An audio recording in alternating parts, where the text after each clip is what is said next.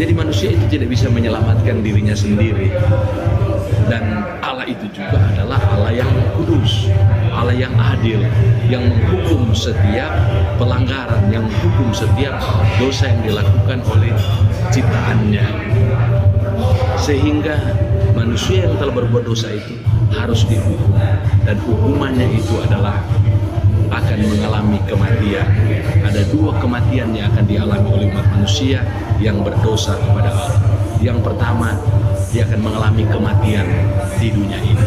Kemudian yang kedua, ketika dia meninggal, dia langsung dibawa ke dalam kematian yang kekal, yaitu ke neraka yang kekal. Allah itu adil, Allah itu kudus, sehingga dia menghukum setiap dosa yang dilakukan umat Allah. Tetapi Allah juga adalah Allah yang penuh dengan kasih. Dia mengasihi kita umat manusia. Untuk itu dia datang menjadi manusia, dan manusia itu adalah Yesus Kristus. Yesus Kristus adalah Allah yang menjadi manusia. Bagaimana caranya dia mengasihi kita umat manusia?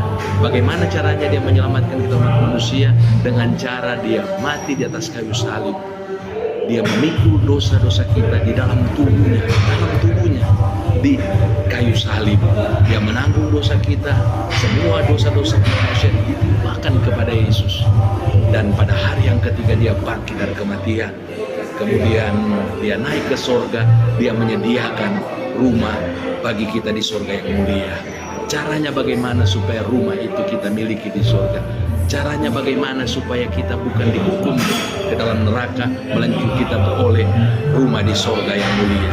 Firman Allah berkata, kita hanya percaya di dalam hati bahwa Allah telah membangkitkan Yesus dari kematian dan mengaku dengan mulut bahwa Yesus Kristus adalah Tuhan, maka kita akan diselamatkan.